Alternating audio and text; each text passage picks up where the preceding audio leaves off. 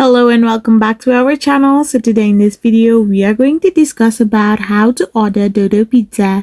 So without wasting much of our time, let's get straight into the video.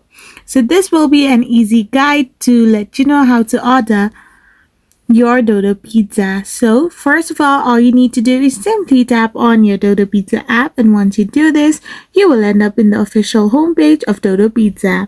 Now to order something, all you need to do is simply tap open a pizza you want to order, and once you have selected it, you can simply select the size and then hit the price option. So once you tap on it, you can see the cart like menu.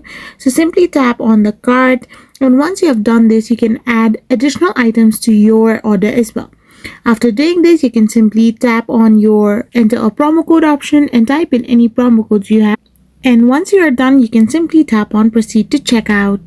After tapping on proceed to checkout, you need to enter your phone number to place an order, and after all the verifications are done, you will be able to order pizza from Dodo Pizza.